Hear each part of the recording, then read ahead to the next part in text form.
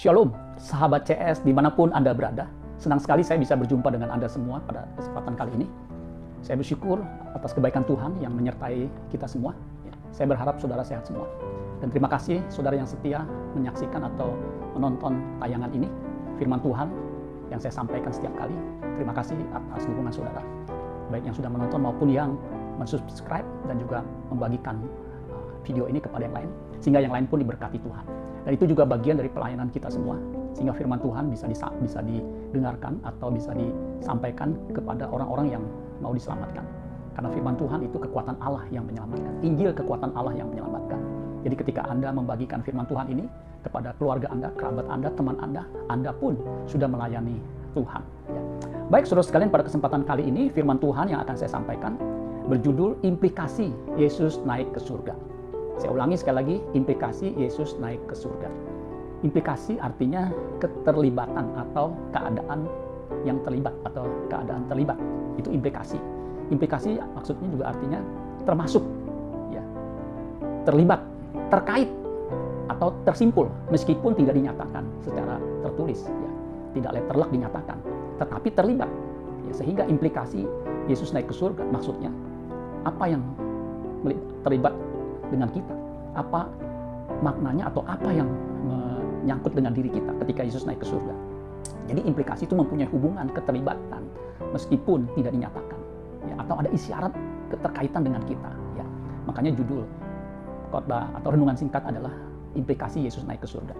Diambil dari Kisah Para Rasul pasal 1 ayat 9 sampai 11. Nah, Kisah Para Rasul ini pasal 1 khususnya ayat 6 sampai 11 ini menjadi ayat utama ketika bicara soal kenaikan Tuhan Yesus. Pada umumnya hamba-hamba Tuhan menyampaikan dari perikop ini.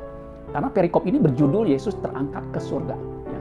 Jadi Lembaga Alkitab Indonesia dengan sangat tepat, ya, memberi judul perikop ini dengan judul Yesus terangkat ke surga. Nah, apa implikasinya Yesus naik ke surga atau terangkat ke surga? Saya akan bacakan mulai dari ayat yang ke-9 sampai 11. Sesudah ia mengatakan demikian, apa yang Yesus katakan? Di ayat sebelumnya itu Yesus mengatakan bahwa tidak perlu mengetahui masa dan waktu yang ditetapkan Bapa sendiri menurut kuasanya. Artinya, para murid kan menanyakan, ya, maukah engkau pada masa ini memulihkan kerajaan bagi Israel? Jadi murid-murid masih berpikir Yesus itu akan memimpin atau memerintah secara jasmania. Ya. Padahal kerajaan Yesus itu bukan dari dunia ini. Apakah berarti dia bukan raja? Dia raja di atas segala raja. Ya. Dia berkata kepada Pilatus, kerajaanku bukan dari dunia ini. Di Yohanes pasal 18 ayat 36. Karena memang kerajaan Tuhan Yesus bukan secara jasmani. Makanya ketika dia dipaksa untuk menjadi raja, dijadikan raja, dia menghindar. Karena kerajaan Tuhan Yesus bukan dari dunia ini. Ya. Nah, itu salah satu yang dikatakan Yesus. Yang kedua dikatakan Yesus bahwa kamu akan menerima kuasa kalau Roh Kudus turun ke atas kamu. Untuk apa? Menjadi saksi di Yerusalem, Yudea, Samaria, sampai ke ujung bumi. Jadi yang penting adalah apakah kita bisa menjadi saksi Kristus. Ya. Bukan memulihkan kerajaan secara fisik. Makanya orang Kristen ya, fokusnya bukan soal kebutuhan jasmani.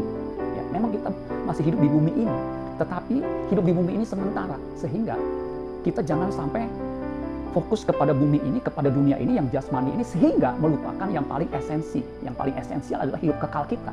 Karena hidup kekal itu selama-lamanya. Makanya kalau kita tidak sungguh-sungguh serius memiliki hidup kekal selama hidup di bumi ini, ya, kita akan menyesal. Ya, hidup kekal itu bukan hanya hidup selama-lamanya di surga, ya, tetapi kekal juga artinya kematian di neraka, artinya mengalami keterpisahan dari Allah untuk selama-lamanya. Itu mengerikan, ya. Nah, ayat 9 tadi, sesudah ia mengatakan demikian, terangkatlah ia disaksikan oleh mereka tadi murid-murid termasuk orang-orang Galilea, ya. Dan awan menutupnya dari pandangan mereka. Jadi Yesus naik ke surga itu secara fisik, dan awan menutupi pandangan mereka, menutupi Yesus dari pandangan mereka, sehingga mereka jangkauan penglihatannya jadi terbatas. Jadi makin lama makin kecil dan tidak kelihatan. Ketika mereka sedang menatap ke langit, waktu ia naik itu, perhatikan, ini ada pesan dari dua malaikat. Tiba-tiba ya, berdirilah dua orang berpakaian putih dekat mereka. Ini diyakini dua orang malaikat, ada yang mengatakan Mikael atau Gabriel, tapi Alkitab tidak menyebutkan. Perhatikan, dan berkata kepada mereka yang menyaksikan Yesus naik ke surga. Ya, menurut 1 Korintus pasal 15, itu ada 500 lebih. Jadi yang menyaksikan kenaikan Tuhan Yesus ke surga itu cukup banyak saksi matanya. Makanya kenaikan Yesus ke surga itu betul-betul real, betul-betul nyata. Ya. Dan dikatakan begini, hai orang-orang Galilea, mengapakah kamu berdiri melihat ke langit? Ya, Karena mereka melihat ke langit, menatap ke langit. Kalau bahasa Jawanya delohok begitu. Karena belum pernah mereka melihat secara fisik orang bisa naik ke surga seperti Yesus. Ya. Dikatakan Yesus ini, ya, kalau New King James mengatakan the same Jesus atau this same Jesus, Yesus yang sama ini, ya, yang terangkat ke surga meninggalkan kamu akan datang kembali dengan cara yang sama seperti kamu melihat dia naik ke surga. Jadi Yesus yang sama yang naik ke surga, malaikat mengatakan, menubuatkan bahwa Yesus akan datang kembali dengan cara yang sama, artinya dengan cara sebagaimana dia naik, dia pun akan turun secara fisik dan bisa disaksikan secara kasat mata. Ya, berarti menunjukkan surga itu real. Nyata, karena Yesus naik ke surga. Ya. Nah, saudara-saudara sekalian, Yesus naik ke surga, ya, bukan hanya membuktikan bahwa surga itu nyata, tetapi memberi bukti bahwa selama hidupnya Tuhan Yesus itu berkenan kepada Bapa di surga. Ya. Nah, kita yang hidup seperti Kristus berkenan kepada Bapa, itu dijanjikan rumah Bapa di surga. Ya. Karena Yesus berkata di Yohanes pasal 14 ayat 1-3, janganlah gelisah hatimu, percayalah kepada Allah, percayalah juga kepadaku. Sebab di rumah Bapakku banyak tempat tinggal. Jika tidak demikian, artinya jika tidak ada tempat tinggal, tentu aku mengatakannya kepadamu. Aku pergi ke situ, untuk apa? Untuk menyediakan tempat bagimu. Dan apabila aku sudah menyediakan tempat bagimu, jadi fisik, aku akan datang kembali, membawa kamu ke tempatku, supaya di mana aku berada, kamu pun berada. Ini kerinduan Tuhan Yesus, ya, bahwa orang yang percaya kepadanya itu hidup bersama dengan dia. Makanya surga itu real dan nyata, ya, kita bisa alami dan nikmati. Nah, jadi saudara sekalian, terangkatnya atau naiknya Yesus ke surga itu memberi bukti bahwa Yesus selama hidupnya sebagai manusia, hidupnya berkenan kepada Bapa di surga. Di beberapa bagian Alkitab, ya, suara Bapa di surga mengatakan, inilah anakku yang kukasihi, kepadanya lah aku berkenan.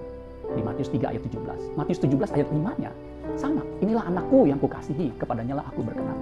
Jadi implikasi kenaikan Yesus ke surga atau implikasi Yesus naik ke surga, hidup kita juga harusnya berkenan kepada Allah. Karena naiknya Yesus ke surga itu puncak perkenanan Allah kepadanya. Memang ketika Yesus dibaptis, belum memilih murid-muridnya, belum memberitakan Injil, belum melakukan banyak mujizat, Bapa di surga udah berkata, inilah anakku yang kukasihi, kepadanya lah aku berkenan. Jadi perkenanan Bapa adalah apa, saudara sekalian? Hati Bapa disenangkan dengan hidup kita. Makanya pelayanan yang sesungguhnya adalah melayani pikiran dan perasaannya. Bukan sekedar aktivitas, tetapi apakah aktivitas itu sesuai dengan kehendaknya, sesuai dengan keinginannya, sesuai dengan perasaannya. Makanya sangat penting sekali kita mengerti, memahami pikiran dan perasaannya. Karena kita ini gambar Allah. Kita punya komponen di dalam diri kita, yaitu pikiran perasaan Allah, yang melahirkan kehendak dalam diri kita. Biarlah pikiran perasaan kita itu seperti Allah, sehingga kita juga memiliki kehendak yang dimiliki oleh Allah. Apa yang kita kehendaki, itu sejalan sesuai dengan kehendak Allah. Itulah orang yang berkenan kepada Allah. Di Alkitab saya mencatat, ya, ada dua orang yang naik ke surga. Henok itu naik ke surga, tidak dijelaskan gimana caranya. Sedangkan Elia itu naik ke surga. Alkitab mengatakan dijemput dengan kereta berapi dan kuda berapi. Jadi keretanya berapi, kudanya berapi. Bukan dengan kereta api. Jadi naik ke surga nggak bisa memakai kereta api, ya, apalagi jalan kaki. Ya. Tetapi ketika hidup kita berkenan kepada Bapa di surga, kita akan sampai ke rumah Bapa di surga. Yesus berkata, akulah jalan, kebenaran, dan hidup. Tidak ada seorang pun sampai kepada Bapa kalau tidak melalui aku. Itu di ayat 6 dari Yohanes pasal 14. Jadi betapa pentingnya kita menjalani kehidupan seperti kehidupan yang dijalani oleh Tuhan Yesus. Kehidupan yang dijalani oleh Tuhan Yesus itu punya filosofi. Yohanes 4 ayat 34. Makananku, ini perkataan Yesus, makananku ialah melakukan kehendak Dia yang mengutus aku dan menyelesaikan pekerjaannya. Jadi selama kita melakukan apa yang Tuhan kehendaki, melakukan tugas yang Tuhan ingin kita kerjakan, itu yang membuat Tuhan disenangkan dan Tuhan berkenan kepada kita. Nah, saudara sekalian, sejalan dengan itu, Henok itu naik ke surga. Alkitab mencatat di Kejadian pasal 5 ayat 24, dikatakan begini. Dan Henok hidup bergaul dengan Allah, lalu ia tidak ada lagi sebab ia telah diangkat oleh Allah. Jadi ternyata Henok bergaul dengan Allah selama dia hidup. Ya. Kemudian dia diangkat oleh Allah. Apa yang menyebabkan Henok diangkat oleh Allah secara fisik? Karena hidupnya berkenan kepada Allah. Dia bergaul karib, Alkitab mengatakan bergaul dengan Allah. Ya. Bergaul, berhubungan dengan Allah. Makanya ciri orang yang akan hidup kekal di surga adalah hidupnya bergaul dengan Allah. Memang kalau kita pelajari kisah Henok, Alkitab tidak mencatat prestasi Henok di kehidupannya. Tidak seperti Elia. Elia ada yang mencatat melakukan banyak pelayanan yang luar biasa. 16 kali ia melakukan mujizat. Ya, salah satunya dia menurunkan api dari sorga membakar semua habis korban persembahan. Ya, itu kan mujizat luar biasa.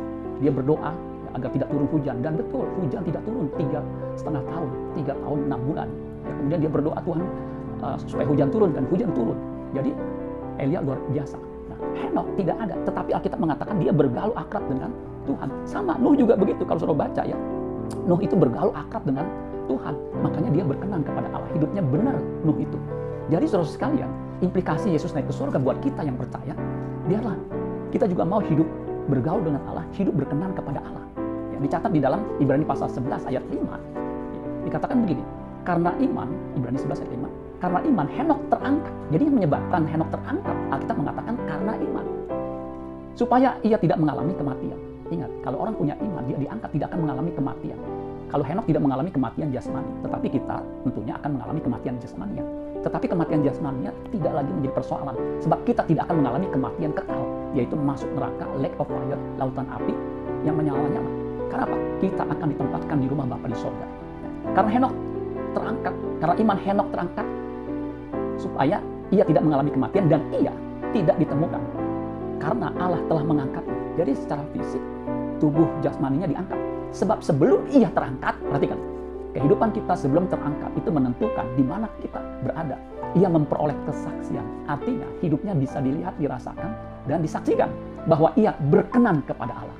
Jadi sebagaimana Yesus berkenan kepada Allah, Henokh pun Alkitab mengatakan berkenan kepada Allah.